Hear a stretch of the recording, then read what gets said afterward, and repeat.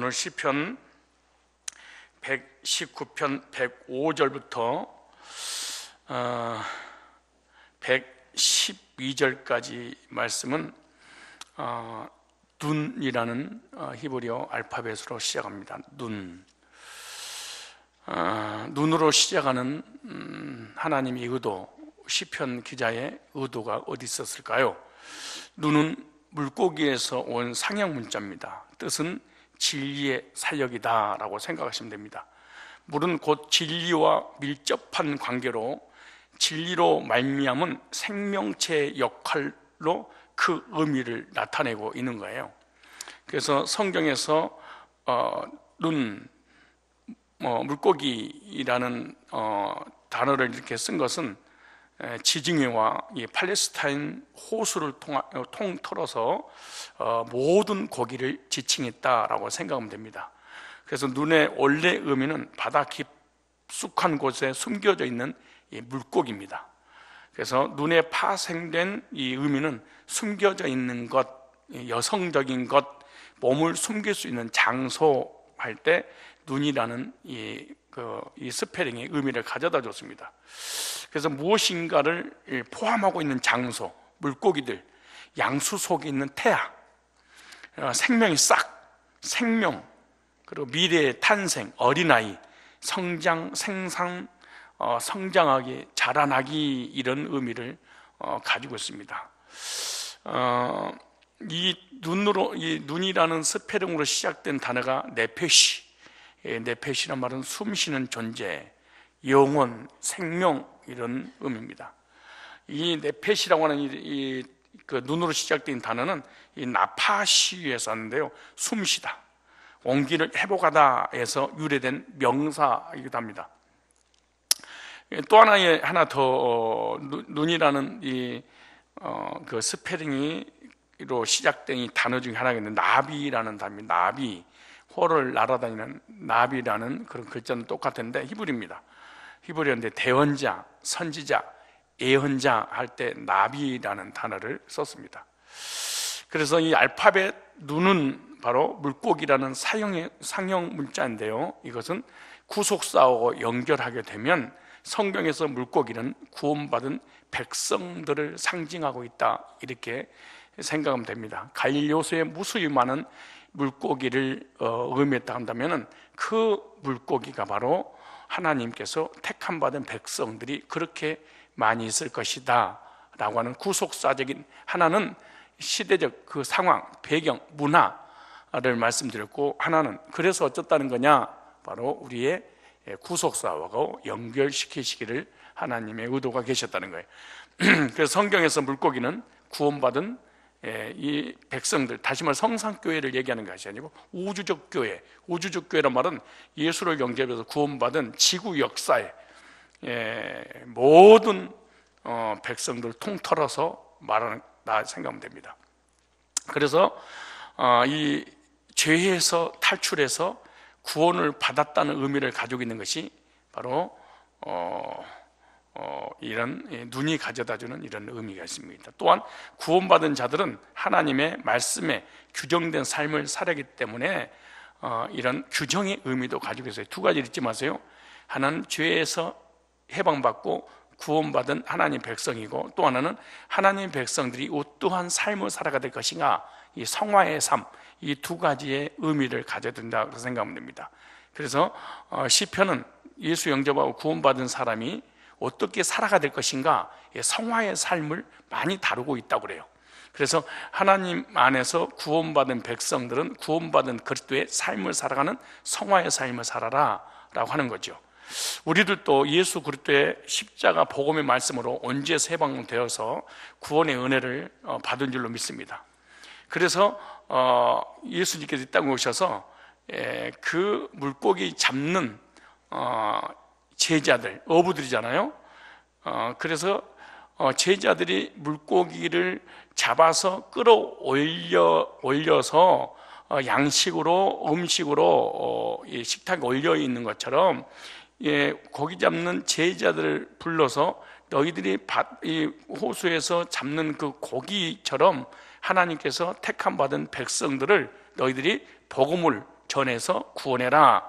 그래서 사람 낚는 어부가 되게 하리라. 천국 열쇠를 내게 주리니 이 땅에서 무엇이든지 매면 매일 것이 하늘에서도 이 땅에서 풀면 하늘로 풀리리라. 네가 복음을 전하면 하늘 문이 열려서 많은 영혼들이 구원받게 될 것이고, 네가 복음을 전하지 않으면 하늘에 닫혀서 영혼들이 구원받을 수 없다라고 하는 거죠. 그래서 우리를 또 예수 그리스도의 복음의 그물 속에 들어와 구원을 받을 수 있다는 것을 얘기하고 있는 거예요. 그래서 제자들이 그물을 쳤을 때 그물 안에 고기가 들어온 것처럼 우리가 복음을 전하면 복음의 그물 안에 하나님께서 영혼들을 넣어주고, 그리고 그 영혼들을 천국으로 인도하신다는 거예요. 그래서 성경에서 물고기의 이름을 가지고 있는 사람이 있습니다. 이름이 물고기입니다. 민수기 13장 8절입니다. 민수기 13장 8절에 보면 에브라임 지파에서는 눈의 아들 호세아요라고 그러죠. 눈의 아들. 에브라임 지파에서 호세아의 아버지가 눈이다. 눈의 아들, 이렇게 말 눈의 아들. 여기서 눈은 눈입니다. 물고기라는 뜻입니다. 눈의 아들 할 때 물고기라는 겁니다. 이 물고기라고 하는 이 눈, 이 어근이 어디서 왔냐? 어근이 눈이라는 어근에서 같은 단어고 의미만 다릅니다. 번식하다, 증가하다, 확장하다, 이런 뜻이 있습니다. 이런 뜻이 있어요. 그래서 번식하고 증가하고 확장하다. 그래서 여호수아의 아버지 눈은요, 구원받은 백성들을 의미하면서 후손들도 구원의 은혜를 받아 번식하고 증가하는 축복을 받은 것을 말씀하고 있는 거죠. 그래서 또 이제 구약을 말씀드렸으니 신약으로 적용하면 신약에도 똑같은 말씀 있죠. 요한복음 21장 11절 내용이죠. 시몬 베드로가 올라가서 그물을 육지에 끌어올리니까 가득히 찬 고기가 153마리 이같이 많으나 그물이 찢어지지 아니하였더라. 그물을 쳤더니 그물에 153 153마리 고기가 그물에 걸렸다. 그러나 그 엄청난 고기 떼들을 그물에 올렸어도 그물이 찢어지지 아니하였다, 이렇게 말해요. 참 중요한 말인데요, 성경에서는 구속사를 다루는 것이지 보이는 현상만 다뤄가지고는 하나님의 구속사적인 의도가 맞지 않겠지요. 그래서 예수님께서 부활하신 후에 베드로에게 나타나셔서 그물을 오른쪽에 던지라 했더니 그 물고기를 던져서 물고기 잡는 것을 해봤더니 몇 마리가 됐어요? 153마리. 물론 이 사람들이 뭘 깨닫고 있는지 모르겠지만 153 볼펜도 있잖아요. 그래서 지금 전 세계적으로 뭐 잘 팔리고 있는데, 이 밤새 자신의 힘으로 열심히 그물을 했지만 잡지 못했는데 주님의 말씀에 순종하여 그물을 오른편에 던졌더니 많은 물고기를 잡았다, 이렇게 말해요. 여기에서 물고기는 구원받은 백성들을 상징합니다. 누굴 상징해요? 그래서 베드로에게 앞으로 사람을 낚는 어부가 되게 하셨다고 약속하신 말씀을 지금 미래서 상징적으로 보여주고 있는 거예요. 그러니까 너는 나를 따르라, 내가 너로 살아남는 어부가 되게 하리라 라고 말씀하시면서 비전을 갖게 하시고, 그 비전을 따르게 하셨고, 공생이 끝나고 십자가 죽으시고 부활 하시면서, 하시기 전에도 계속해서 말씀하셨고, 부활하고 난 이후에도 영혼을 구령하는. 그런데 실제로 사도행전에 보면 베드로는 복음의 그물을 통해서 하루에 3,000명, 5,000명 하나님 앞에 돌아온 그런 역사가 있게 됐죠. 그래서 이런 실제적인 물고기를 통해서 영적인 하나님의 택함 받은 백성들을 구원하라고 이렇게 비유로, 예를 들어서 예시로 이렇게 말씀해 주신 거죠. 그럼 시편 기자가 이번 연을 알파벳 눈으로 시작하고 있는 그 이유, 또 하나님 의도는 뭐냐, 그 말이죠. 자신도 하나님께 낚인 물고기로서 구원을 받아 하나님 말씀 안에 살기를 원했기 때문인 거예요. 그러니까 자기도 똑같이 하나님의 물고기를 어부가 그물로 건져서 그물 안에 들어오게 한 것처럼 하나님 역시, 다윗 역시 하나님의 복음의 그물 아래 잡혀서 택함 받은 하나님의 백성이었다, 이렇게 말한 거예요. 그러나 이제는 그 백성이 그물 안에 들어왔으니까 그물 안에 들어온 자답게 살아야 된다는 거예요. 어항 속에 들어왔으면 어항 안에 물고기처럼 살아야 된다는 거예요. 하나님의 백성이 됐으면 하나님의 백성으로서 살아야 될 어떤 삶이냐? 말씀 안에 거하는, 말씀에 인도를 받는, 말씀에 순종하는 삶을 살아야 되겠다라고 얘기한 겁니다. 그래서 구원받은 백성들은 구원받고 난 이후에 이제 뭐가 필요하다? 하나님의 말씀 필요하다. 왜 필요하냐? 구원받았으니까 필요합니다. 구원받지 않는 사람은 말씀에 갈급함이 사실 없습니다. 참 신기해요. 자기가 아무리 말씀에 갈급함을 갖고 헐떡거리고 말씀을 사모해도 절대 기도로 돌아가버리고 은사로 돌아가버리고 세상으로 돌아가지, 말씀의 그리움과 말씀의 사모함은 생기지 않습니다. 그래서 시편 기자는 내가 구원받았으니 이제는 구원받은 하나님 백성으로 살아야 되는데 영적인 양식인 하나님의 말씀이 필요합니다. 그리고 말씀대로 살아가야 하는 것이 바로 본인도 그렇게 원했고 구원받은 백성들도 이제 말씀 안에 살아가야 된다는 거죠. 우리들도 이처럼 구원받은 자들이기 때문에 매일같이 십자가 구속의 복음 말씀이 오늘 본문의 말씀처럼 나의 등불이 되어 우리의 이 등불에 내 인생을 비춰주듯이 우리의 인생을 살아가야 될 줄로 믿습니다. 그래서 물고기가 물을 떠나면 살 수 없듯이 구원받은 백성들이 예수 그때 피해 구속의 복음을 떠나면 죽는다고 하는 아주 중요한 내용입니다. 우리가 한 번 구원받을 때 복음을 들었으니까 이제 복음을 들을 필요 없다, 그렇지 않습니다. 절대로 그거는 이단한테 속은 겁니다. 진짜 인본자한테 속은 겁니다. 우리는 오늘 점심 때 점심 먹었으니까 저녁 먹을 필요 없다, 그럴 수 없습니다. 서너 시간만 지나면 금방 배가 고프면 살아있어서 그러는 거예요. 마찬가지예요. 구원받은 사람이 이번 주일날 은혜 받았으니까 아멘 이틀만 지나면 배고파서 수요일날 다시 와야 됩니다. 그러나 구원받지 못하거나 병 들었으면 수요일날 나올 필요 없습니다. 왜? 말씀 안 받아도 됩니다. 충분히 살아갈 수 있기 때문에 그런 거예요. 그래서 교회 생활을 열심히 하면서 복음의 말씀을 떠나지 않는 신앙인이 저와 여러분이 시편 기자를 본받아서 그렇게 살아야 될 줄 믿습니다. 그럼 오늘 본문 들어갑니다. 시편 119편 105절 봅시다. 시작. 주의 말씀은 내 발의 등이요. 주의 말씀은 내 발의 등이요. 이것만 하고 내 길은 내 길의 빛이시다. 이것은 다음 주 수요일 날 하도록 하겠습니다. 왜냐, 이 등에 관한 얘기만 하더라도 오늘 1시간, 2시간, 3시간 해도 사실 모자라는데, 시편 기자는 주님의 말씀은 내 발에 뭐고? 등이 되고 내 길에 빛이 되신다, 이렇게 고백하고 있습니다. 구원받은 우리들도 예수 그리스도의 십자가 복음이 말씀이 나 인생길에 등불이 되고 그리고 빛이 되어 주시고 계신다는 것을 믿기에 오늘 우리는 복음을 듣고 또 계속 말씀의 삶을 살게 되는 줄로 압니다. 이 세상은 이 암흑과 같이 캄캄한 시대를 살아가고 있습니다. 이때 빛이 없다면 앞을 볼 수가 없습니다. 여러분, 눈이 아무리 좋아도 눈이 개 눈보다 더 좋다고 생각해 봐요. 그런다고 해도 빛이 없으면 볼 수가 없는 거예요. 그렇잖아요? 어두운 곳에 하나님께서 빛을 주지 않으면 아무것도 볼 수 없는 거예요. 우리의 영혼에 빛이 되어주신 예수 그리스도를 믿고 세상에서 살아갈 때 저와 여러분들은 보호를 받고 좌우라 치우치지 않냐고, 그리고 든든하게 살아가게 될 줄로 믿습니다. 그래서 시편 기자는 하나님의 말씀은 자신의 발에 비추어지는 등불과 같다, 이렇게 말하는 거예요. 자신이 걸어가는 어느 곳에 있든지 자신의 앞길을 비추어주는 등잔불이 되어주신다. 뭐가? 하나님의 말씀이, 이렇게 말하는 거예요. 이 등불은 성막에서 빛을 비추던 금등대를 말씀하는 거예요. 이해가시죠? 이 사람은 우리는 그냥 성경에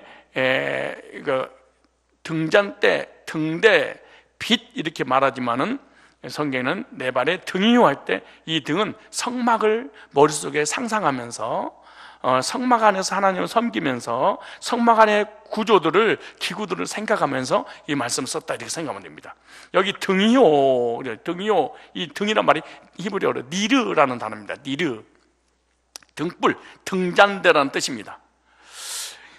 출애굽기 39장 37절 보니까 정금 등대와 그 잔, 곧 벌려놓은 등잔과 그 모든 기구와 등유와 등이요, 여기 나오죠.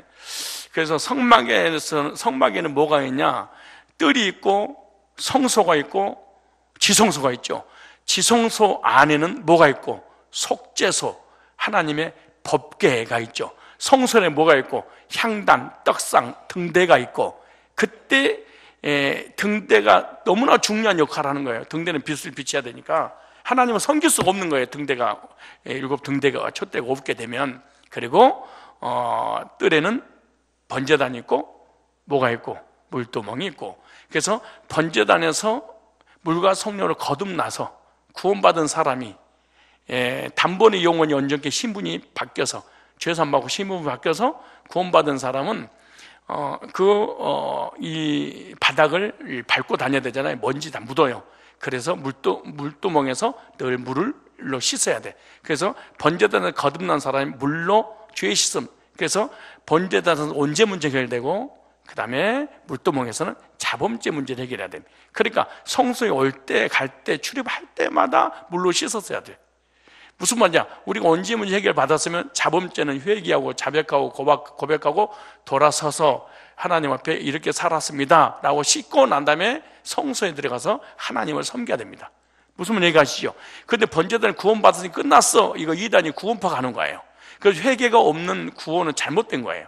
그래서 예수 영접할 때 단회적 회개가 끝나고 구원받았다면, 구원받은 사람이 연약해서 또 실수해서 죄를 짓잖아요. 그때는 빨리 물두멍에서 뭐해? 물로 씻어야죠.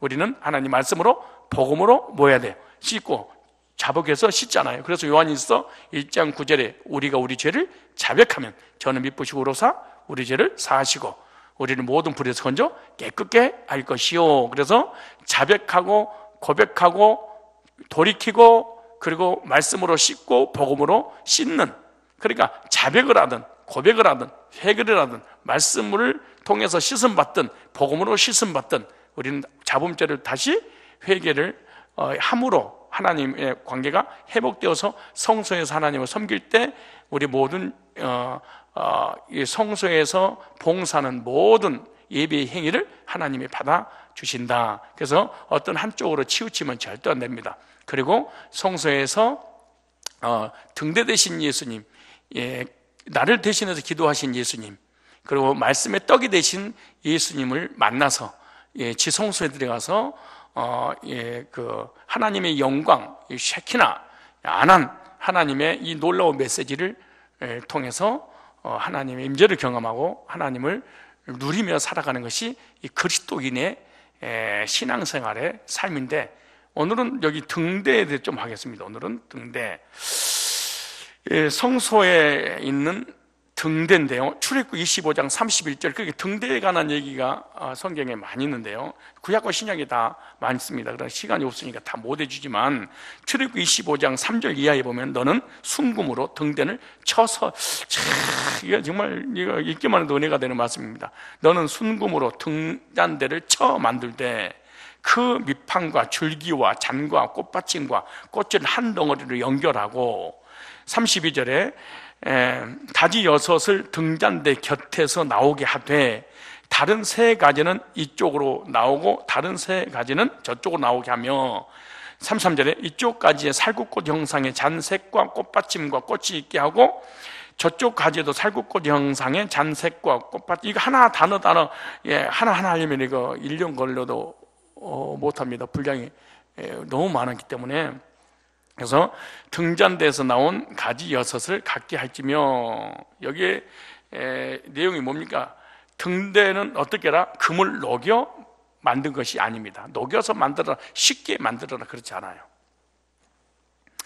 결론적으로 얘기하면 무슨 얘기냐면 예수님을 만드는 거예요. 예수님 만든다 무슨 말이냐면, 예수님께서 이 땅에 있어서 우리 구속사를 만들기 위해서 예수님을 쳐서 십자가를 지금 얘기하면, 등대는 예수님은, 구약이든 신약이든 관계없이 등대는 예수님은 딱, 그래서 이거 알려고 해도 아니고 비유도 아니고 아이지도 아니고, 7 등대 대신 예수님, 빛 대신 예수님, 요한복음이라든가 요한계시록이라든가 구약부터 신약에서 등대는 예수님을 얘기하고, 예수님 빛을 통해서 구원받은 성도를 얘기하고 구원받은 성도들이 빛의 효과를 감당해야 된다는 걸, 이거는 기정사실이고 모르는 사람이 어디 있겠어요? 그래서 근데 등대를 녹여서 만들어라 그러지 않아요. 어떻게 뭐 녹여서 만들어서 부은 것도 아니고 깎은 것이 아니라 망치로 쳐서 만들어라 그래요. 쳐서 그래요. 그 등대를 쳐서 만들 때 큰 망치, 작은 망치, 뾰족한 망치, 넓적한 망치, 별 망치들이 다 동원되겠죠. 이걸 이제 예수님께 적용하면 예수님을 예수님을 통해서 우리가 구원받게 하기 위해서 하나님께서 십자가에 지기 전에 얼마나 모진 많은 매를 맞았고 가시면류관 쓰시고 예수님 고난을 사실은 말씀하고 있는 거예요, 사실은. 근데 이제 그 고난을 통한 예수님의 고난을 통해서 우리가 구원받잖아요. 구원받고 난 이후에 하나님께 쓰임받는 사람들 역시 쳐서 만들어라 그랬어요. 그러니까 하나님의 종, 하나님의 일꾼이 되는 것은 쉽게 되는 것이 아니단다.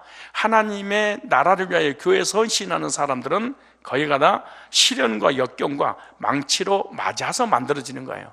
그래서 우리의 인격이, 우리의 삶이 맞지 않으면 정상적인 인격이 되어서 하나님을 섬기지 못합니다. 그래서 터지지 않고 교회에서 목사가 되고 장로가 되고 전도사가 되고 권사가 되고 집사가 되면 맞은 적이 있기 때문에 다른 사람하고 이렇게 훈련과 시련을 겪지 않기 때문에 공감대가 형성 안 되고, 공감대가 형성 안 될 뿐만 아니라 남을 괴롭히는, 그러니까 아직 맞지 않아서 인격이 아직 훈련이 안 됐는데 쓰임 받게 돼. 그러면 주변 사람들이 많은 사고가 나요. 많은 사람이 고통을 받아요. 너무나 많은 사람이 힘들어요. 안 맞아서 그래요. 허천하게 맞아야 되는데, 그 살구꽃 모양으로 만들어서 살구꽃 모양으로 만드니까 그 틈새 하나하나씩 얼마나 장인정신을 가지고 그걸 만들어야 되겠어요. 얼마나 섬세하게. 근데 맞으면 맞을수록 정교하고 아름답게 만들어지네요. 꽃 모양이 나오려면 많이 맞아야 되잖아요. 저와 여러분들도 정말 정교한 신앙을 가지려면 정교하게 만들어지기까지 얻어맞아야 됩니다. 물질로 얻어맞고 건강으로 얻어맞고. 그런데 만든다고 사람이 또 바뀌는 것도 아니야. 맞으면 더 덤비고 더 더러워지고 더 이상한, 참 생각. 여러분, 물질이 좀 이름 들고 건강이 어려우면 사람이 낮아지고 겸손하고 막 이런 게 있어야 되잖아요. 근데 그게 잘 안 되는가 봐요. 그러면 이 사람 어떻게 해야 돼? 더 맞아야지 뭐. 어떻게 만드는 거야? 비 오는 날 먼지가 나도 얻어맞고 돌아서 한 대 뒤통수 한 대 더 맞고 와야지. 그래서 여기 중요한 이 스토리가 나온 원리는 예수님에 대한 적용이 첫 번째입니다. 예수님 십자가에서 우리에게 빛을 비춰주심으로 어둠이, 저주와 사망이 지옥에서 해방받아 천국으로 인도하게 하시려고 빛 만들기 위해서 첫 번째 원리는 예수님께서 빛 가운데로 인도하기 위해서 생명의 빛을 주기 위해서 예수님 대신 우리를 위해서 맞으셨다. 그래서 우리를 주 예수님의 고난을 통해서 주님께 빛으로 우리를 인도하신 거죠. 또 하나는 구원받은 성도들의 믿음의 시련을 겪게 될 것이다. 믿음의 시련, 불순물을 제거하기 위해서 믿음이 있으면, 믿음이 하나님 말씀에 근거한 것인가 흔들리지 않게 하기 위해서 믿음이 있는 사람은 반드시 시련을 겪어요. 믿음이 없는 사람은 시련 자체가 안 와요. 이게 문제예요. 믿음이 있는 사람은 그 믿음을 하나님께서 확고하게 하기 위해서 야고보서 1장에 믿음의 시련을 겪게 만든다. 여러분이 물질이라든가 직장이라든가 남편이라든가 아내들이라든가 자녀들이라든가 가족들에게 여러 가지 상황이 어려움이 왔어. 그럼 여러분은 믿음이 있었다는 것입니다. 그 시련을 잘 견디기를 바랍니다. 그래서 믿음의 시련은 더욱 아름다운 하나님의 일꾼으로 세워지는 과정을 갖는 거죠.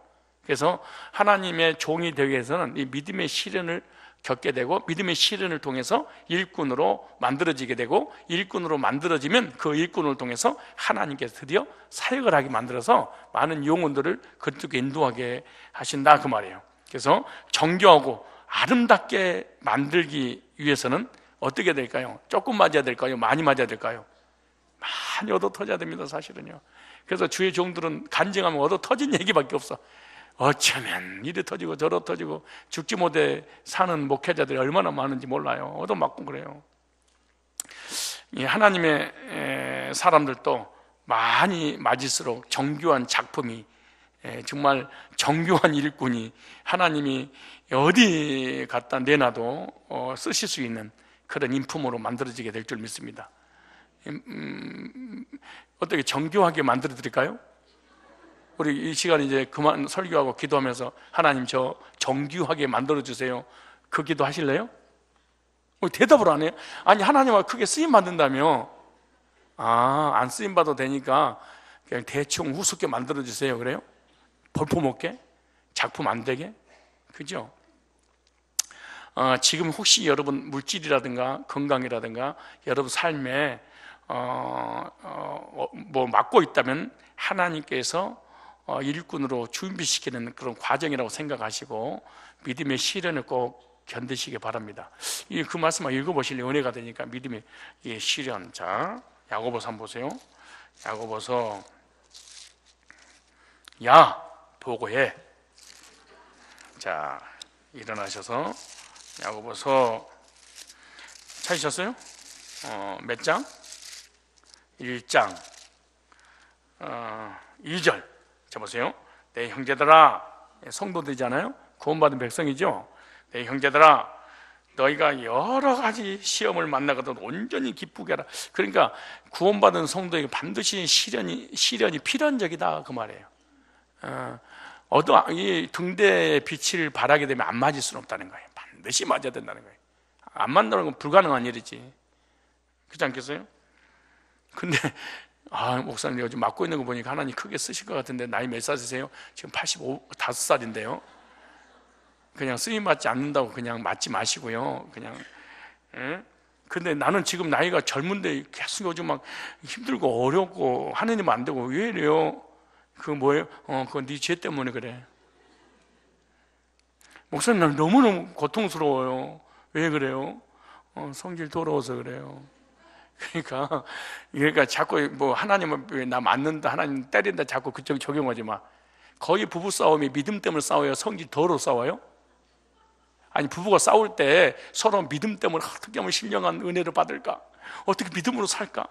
어떻게 하나님께 가까이 갈까? 여보, 당신은 진짜 믿음이 없어. 우리 믿음 가져. 우리 기도하니 우리 같이 기도하자. 이거 안 한다고 하니까 싸워요? 아니면 서로 더러워서 싸워요? 에? 거의 이기주의. 전부 다 내 것 챙기다가 내 뜻대로 이 사람이 따라줘야 되는데 내 뜻대로 따라와 안 따라와? 안 따라와. 그러니까 열받으니까 그냥 싸우는 거예요. 그 다음에 보세요. 2절에 3절에 시작. 이는 너희 믿음의 시련이 인내를 만들어 내는 줄을 너희가. 시련이 무슨 시련? 믿음의 시련. 믿음이 있는 사람에게 고난이 오는구나. 왜? 하나님께서 여기 나와 4절에 인내를 온전히 이루라. 이는 하나님께서 시련을 주신 목적은 너희를 온전하고 구비하여 조금도 부족함이 없게 하려 함이라. 뭐 없게 하려고?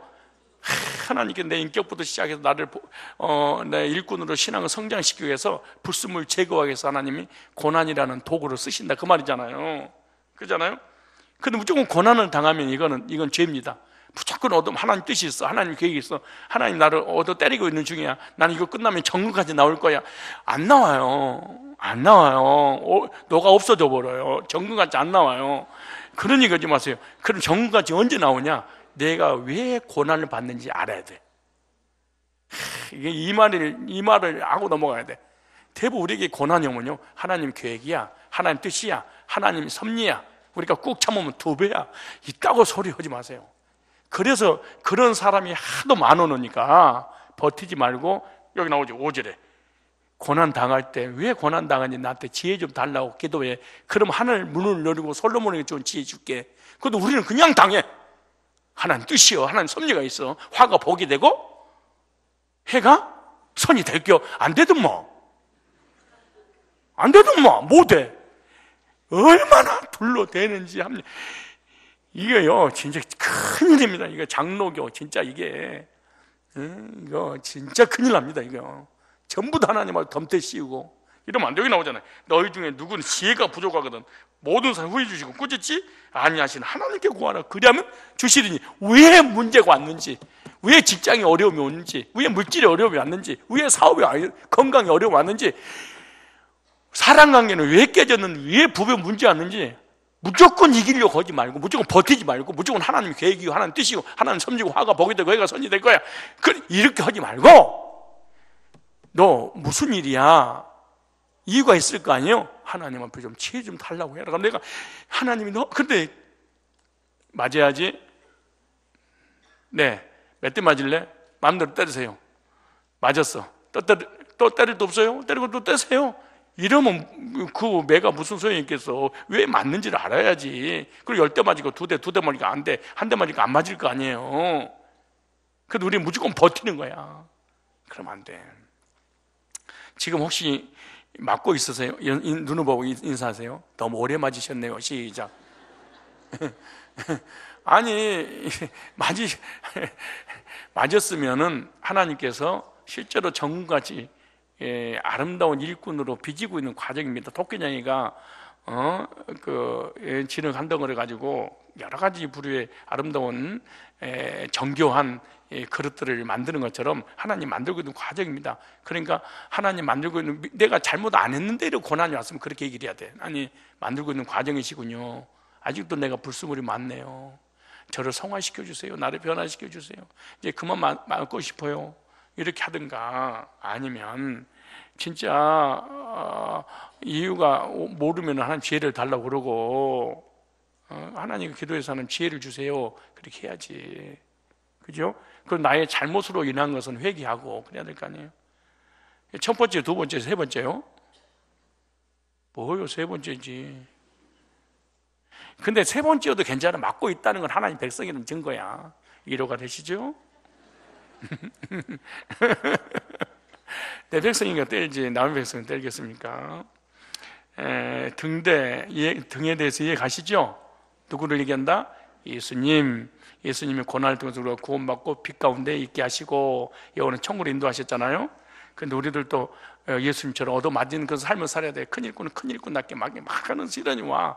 그래서 하나님께 나를 일꾼으로 세워주는 과정인데 이렇게는 안 쓰신다는 거야. 여러분, 남전도 회장이 되고 여전도 회장이 되고 목자가 되고 일꾼이 되고 리더가 되는 사람이 인격이 갖춰지고 그래야지. 맨날 남에게 상처를 주고 맨날 남을 혼내고 맨날 남을 괴롭히고 맨날 남을 고통을 주고 그럼 되겠습니까 그거? 등대, 이제 아까 등에 대해서 말씀드렸잖아요. 그럼 이 좀만 더 좀 설명하면 등대의 의미가 있습니다. 등대의 의미. 요한복음 9장 5절에 보면 빛 대신 예수 그리스도 이렇게 딱 써놨습니다. 요한복음 9장 5절에 찾아볼 거 없습니다. 시간이 없으니까. 시편 119편 105절도 5절에는 말씀을 의미한다 그러죠. 하나는 빛 대신 예수 그리스도. 오늘 본문에는 뭐라고? 시편 119편 105절에는 하나님의 말씀은 내 길의 등이요 빛이 신이다 그러죠. 말씀. 그 다음에 계시록 1장 20절에 보면은 예수 그리스도와 연합된 교회를 얘기하는 거죠. 7별을 붙잡고 7 금초대 사이를 거니시며 그러죠. 7 금초대 사이를 거니시며. 그래서 7별을 붙잡고 목회자를 붙잡고 7 촛대 사이를, 그러니까 성도도 사이사이 다니면서 복음을 전하면 영혼을 구령하시고 그 다음에 그 영혼을 양육하고 또 치료하시는 분이 누구다? 예수입니다. 계시록 1장 20절에 딱 이렇게 써놨어요. 그래서 예수님과 연합된 성도들을 뭐라고 한다? 이 등대, 빛 이렇게 말하죠. 사도행전 13장 47절에 보면은 복음을 전파하는 전도자를 말할 때도 사도행전 13장 등대라 이렇게 말했어요. 히브리서 10장 32절에 보면 구원의 복음을 등대, 구원의 복음, 십자가의 구속의 복음을 등대라 이렇게 말씀했죠. 그래서 하나는 등에 대해서 제가 말씀드렸고, 또 하나는 등대의 의미를 살펴봤고, 또 하나는 그리스도와 연합된 성도들을 얘기할 때도 여기 그리스도와 연합된 성도를 좀 살펴보면요, 등대는 가운데 줄기에 가지가 붙어있는 모습이라고 출애굽기 37장 17절로 18절 나오죠. 그러니까 이 등대가 이쪽으로 3개, 이쪽으로 3개 돼 있잖아요. 그 다음에 가운데는 또 하나가 있죠. 그 중심에. 그래서 이 3, 이거는 사람의 수, 짐승의 수, 죄인의 수를 얘기할 때 6을 쓰는 거예요. 6. 불완전한 수. 이 저주의 수. 육육 즉 짐승의 표, 적그리스도의 표, 구원받지 못한 사람의 표예요. 그래서 우리 인간은 스스로는 의로울 수, 온전할 수, 빛을 낼 수 없어.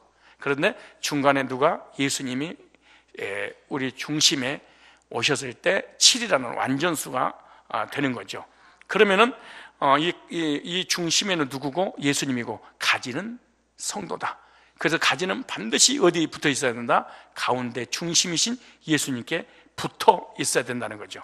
성도가 그리스도와 연합될 때 빛을 발할 수 있다. 스스로는 절대로 빛을 발할 수 없는 거죠. 요한복음 15장 4절로 5절 말씀에.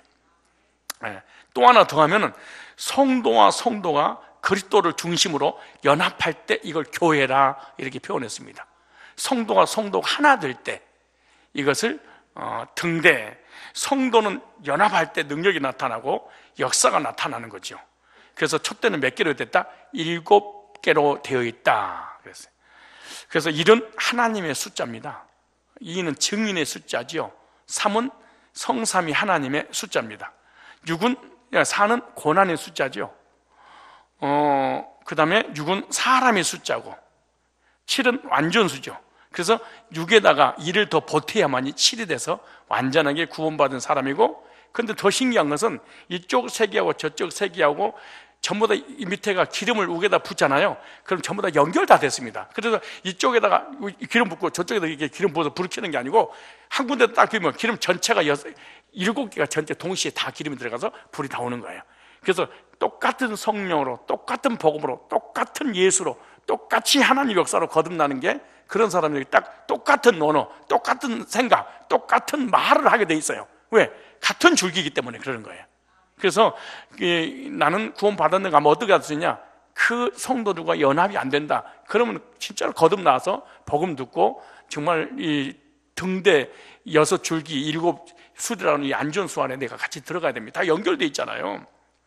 그래서 육신을 가지고 있는 인간은 불완전하죠. 그래서 7이라고 이제 하나 더하기 예수님과 연합될 때 완전하게 우리가 성도, 온전한 그리스도인 될 수 있는 거예요. 그래서 구원받은 성도의 특징이 뭐냐? 연합이다. 뭐다? 연합. 그래서 빛은 4대 1개만 내서는 안 되는 거예요. 7개가 같이 빛을 나겠죠. 그래서 연합된 힘으로 빛을 내야 되는데, 교회란 독창이 아니라 합창입니다. 따라 교회란 독창이 아니라 합창이다. 그래서 성가대는 이런 합창이잖아요. 하모니잖아요. 뭐 베이스라든가 엘토라든가 뭐 테너라든가 소프라노, 이것이 같은 목소리를 내는 거지요. 똑같은 목소리.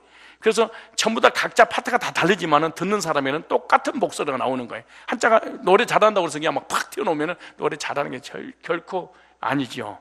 그래서 성경에 보면은 늘 바울과 바나바와 함께, 베드로와 요한과 함께. 그래서 교회란 나와의 연합된 합창이고, 연합된 힘이 있을 때 기적이 일어나게 되는 거예요. 그래서 지체되기 때문에 한 군데만 불이 안 켜져도 안 되는 거죠. 그래서 등대는 7개의 불이 연합되어 성막알로 환하게 비춰지는 거죠. 성도가 연합이 되면 교회가 환하게 비춰지게 밝게 되겠죠. 어둠이 사라지고. 그래서 성경에 에베소서 4장에 보면 하나됨을 힘써 지켜라 그러잖아요. 하나됨을 힘써 지켜라.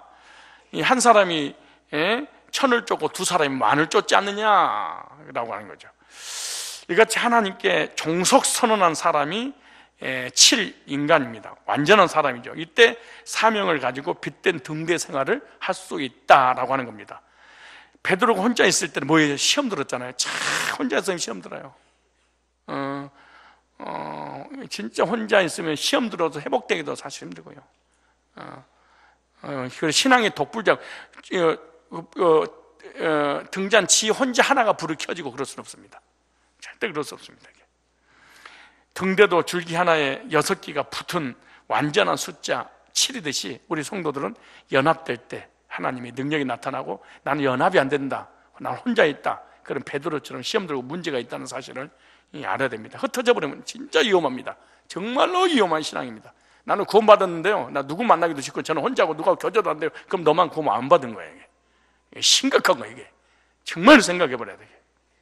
그 자기 옆에 있는 막 줄기에서 나온 등대들을 막 지가 막 꼬집어 뜯고 무릎 뜯어가지고 막 괴롭힌다. 그건 이단이나 사단이나 하는 짓거리지. 진짜 위험한 거예요, 그것도. 그래서 그렇다면 등대가 있는 성소의 특징을 좀 살펴보게. 등대가 있는 성소가 뭐냐? 외부의 빛이 들어가지 못하도록 덮개를 4겹으로 덮어버렸습니다. 그래서 외부의 자연에 발산되는 빛은 조금도 외부에서는 하나도 들어올 수 없습니다. 왜냐? 성소 안에는 창문이 없습니다. 그리고 지붕부터 4가지 청색, 홍색, 자색, 가느끼고 배실로 다 덮어놔 버리기 때문에 절대로 보여질 수가, 외부에 빛이 조금도 들어올 수 없어요. 그러니까 이 빛을 등을 켜지 않으면 다 암흑으로, 흑암으로 이제 덮어버리겠죠. 태양이 전혀 들어가지 못하기 때문인 거예요. 이것을 비추기 위해서는 하나님께서 그래서 금등대를 만들어라 이렇게 말하는 거예요. 그래서 7 촛대 불을 붙이면 성소가 환하게 비춰주심으로 주님을 떡상에서 떡을 먹을 수 있고, 제사장이 그 다음에 향단에 불을 켜 기도할 수 있고, 그러니까 등대가 없으면 말씀도 볼 수도 없고 기도도 헛방이다 그 말 아니에요. 그래서 등대 대신 예수님을 통해서 기도도, 등대 대신 예수님을 통해서 전도도, 등대 대신 예수님을 통해서 이 하나님의 말씀에 떡도 먹어야 되는 거지, 등대하고 연관되지 않는 기도, 등대하고 연관되지 않는 말씀은 아주 위험하고 잘못된 겁니다. 그래서 근데 이 불의 특징이 또 뭐가 있냐 그래요. 이 불은 반드시 번제단에서 가져와라 그래요. 어디에서? 번제단에서. 딴 데서 가져오는 불은 안 됩니다. 내 심령의 번제단에 뭐를 가져야 되냐? 구속의 복음을 통해서 구원의 감격으로 성수해서 신앙생활 해야지, 구원의 확신과 감격이 없으면 이거는 하나님을 섬길 수 없이 아주 위험한 거예요. 그리고 이 불이 꺼지면 죽어요. 구원받은 성도도 구원의 감격이 끊어졌다? 그럼 이 사람은 시체다 생해.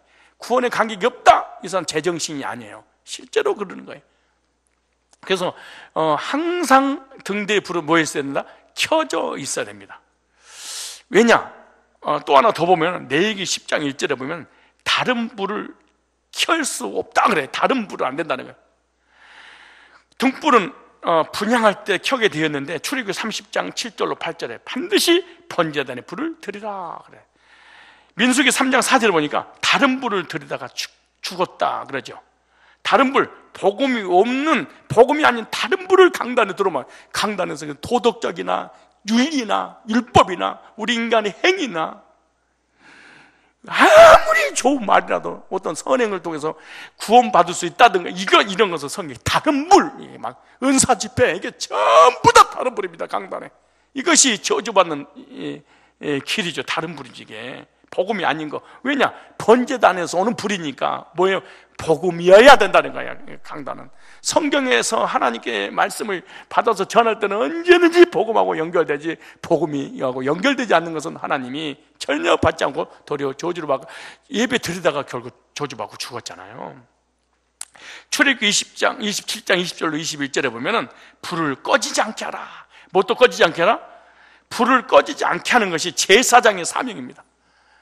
강단상에서 끊임없이 복음을 전하기 위해서 복음을 끊임없이 만들어내라는 거예요. 강단에서 끊임없이. 그래서 제사장은 항상 등불을 감금하여 꺼지지 않게 하라. 출애굽기 27장 20절로 21절 나오죠. 그래서 꺼지면 안 되는 불이 있습니다. 끌 수 없는 불이 있죠. 첫째 번제단의 불, 두 번째 촛대불, 세 번째 향단불. 이게 이 3가지 불은 절대로 향단이라든가 촛대라든가 기도의 불, 그 다음에 전도의 불, 그 다음에 구속의 불, 이것은 절대로 꺼지면 안 돼. 이거 꺼질 때 이스라엘 백성이 저주를 받았죠. 그리고 예수의 침략을 받았죠. 그래서 이 불이 꺼져버리면, 그래서 빛된 생활을 하려면 늘 내 안에 불이 꺼져 있지 않는가 감금을 해야 된다는 거예요. 무슨 말이야? 구원의 확신의 불이, 구원의 감격의 불이, 예수님 십자가의 구속의 불이 내 가슴팍에 있는 거, 이걸 다른 거 보지 말고 이것을 늘 네 스스로가 네가 영적인 제사장이라면, 구원받은 백성이라면 이게 꺼져버리면 시험 들고 싸우고 미워하고 헐뜯고 잡아먹으려고 하는 것은 전부 다 이게 꺼져서 그런 거야. 이거 꺼져버린 거, 이거 꺼진 거예요. 이게 사실은 이거 없는 거야, 이 속에가. 그러니까 뭐만 있는 거예요? 내 속에 독만 있는 거예요. 독. 그래서 야고보서 나오잖아요. 네 구원의 감격이 사라지니까 네 속에서 지옥에서 나는 불이 끓어오르는구나. 지옥불이. 그 지옥에서 나오는 그 불이 네 입으로 전달되는구나. 그러니까 이거 어디 있을 텐데 한번 찾아볼까? 노는이 뭐야? 한번 이게 진짜 있는 것 좀 볼까요? 야고보서 3장 봐봐요. 야고보서 한번 내가 성경에 없는 걸 하는 것처럼 막 그렇게 하는가 봐. 자, 야고보서 3장. 자, 있죠? 3장에 보세요. 이게 속에 있는 이 붓덩어리가 눈으로 갔다가 눈에서 미쳐 못 빠져나가 입술로 토설을 하는데 어떻게 하는 보세요. 그러니까 세상에 길들이지 못한 건 주둥아리래.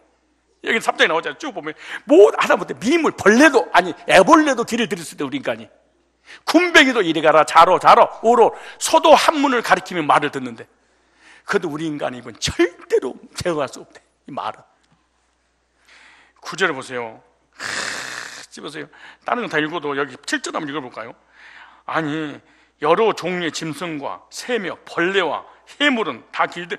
아니 벌레하고 해물도 아니 애벌레도 길을 들인대. 아니 좀 테레비 봐봐. 진짜 길들이고 말 들으라니까. 아니 벌레가 말 듣더라니까. 그런데 보세요. 혀는 혓바닥은 영이 길들이 사람이 없나니 우리 인간은 안 돼. 없나니 쉬지 않은 악이요. 이 입이 안 쉬지도 않는데 악을 토설하는데 안 쉰대. 자 보세요. 악이요 죽이는 독이요. 그래서 사람 죽여버리는 거예요. 뭘로? 말로. 와, 이 말 좀 보세요. 이 무서운. 왜 죽이냐? 자기는 그런 의도가 없어도 일단 그 말을 하잖아요. 그 말은 돌아다니면서 반드시 주인에게 순종을 해야 돼. 그래서 그 말이 돌아다니면서 그 남편의 하는 모든 사업과 삶을 죽이고 돌아와야 돼. 왜? 말은 뭐니까? 종이고 나는 뭐니까? 주인이니까. 그 주인이 말대로 돼야 되잖아. 종은 순종해야 되잖아. 그러니까 그 말대로 돌아다니면서 그 인물을 딱 끝내고 와야 되거든. 이거 언제가 말 시리즈 한번 해야 될 텐데 조심해야 됩니다. 반드시 이게요. 그러다 보세요. 이것으로 우리가 주 아버지를 주여 또 교회 가지고 예수님 찬양 예수님 찬양 내게 강같은 평화 해놓고 집에 가가지고 내 새끼라 받아.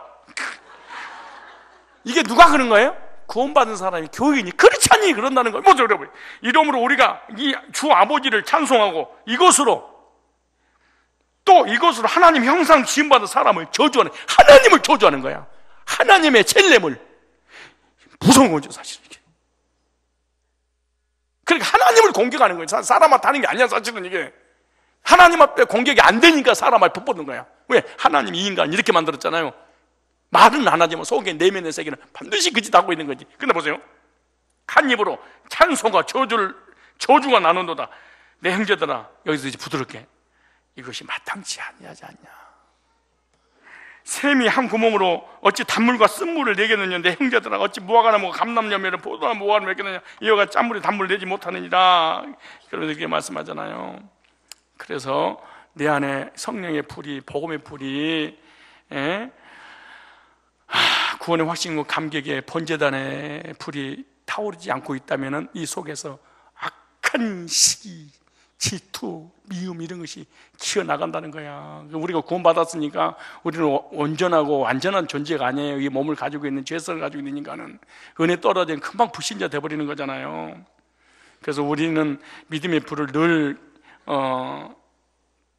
내 속에 타는지 꺼졌는지 얼마나 타고 있는지 화를 타는지 한번 확인해 봐야 돼. 사람에게 원망하고 사람을 불평하지 말고 내 속을 내 스스로 점검하면 되잖아요. 왜 딴 사람하고 자꾸 연결하려고 그래요? 예? 여러분 생각해보면 내가 은혜 충만하고 말씀 충만하고 구원의 확신과 감격이 있어봐. 남편이 아무리 못된 짓을요 우리 남편 불쌍하지 안타까워요 눈물을 흘리면서 새벽 기도하지. 그건 내 속에 은혜가 없으니까. 그렇잖아요. 은혜 없는 거 그냥 플러스 알파 해가지고 그냥 예수님의 이름으로 우리는 믿음이 좋아가지고 공격하고 그러잖아요. 그래서 교회 성막은 지금 구원받은 성도요 교회를 상징한다는 사실을 아시고 빛 대신 예수 그리스도를 밝혀야 되고 강단에서 그리고 우리 심령 속에서 밝혀야 되고 우리 가정에서 직장에서 사람에게 등대의 사명을 감당해야 될 줄 믿습니다.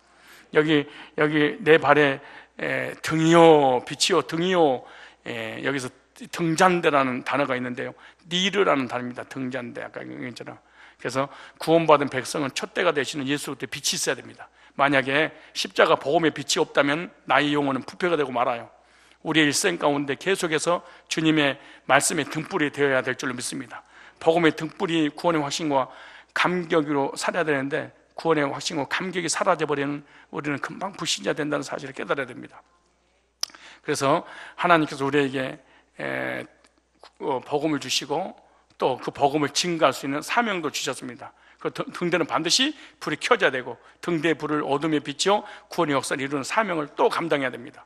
그래서 성소 안에 뭐가 없다? 창이 하나도 없다. 성소에는 전부 다 어둠이다. 등대가 반드시 켜져야 돼. 우리 속에 생명의 복음의 빛이 켜져 있지 않으면 우리는 어둠입니다. 우리 교회도 복음을 전하지 않으면 어둠입니다. 우리 가정도 복음이 없으면 어둠입니다. 아무 미래의 소망도 미래의 비전도 없는 것입니다. 그래서 작은 불꽃 하나가 금 벽에 부딪혀서 빛나게 함으로 온 성소가 환하게 비춰진 것처럼 우리들도 예수 때 이 복음의 빛을 내 속에 비치고 우리 교회에 비치고 이 세상에 빛이다. 요한복음 8장 12절에 또 마태복음 5장 14절로 19절에 그렇게 말씀하십니다. 그래서 빛이신 주님을 증거해서 이 죄악의 어두운 것을 밝혀준 등대의 사명을 감당하는 저와 여러분이 되시기를 축복합니다. 이 시간에 통성으로 기도하겠습니다.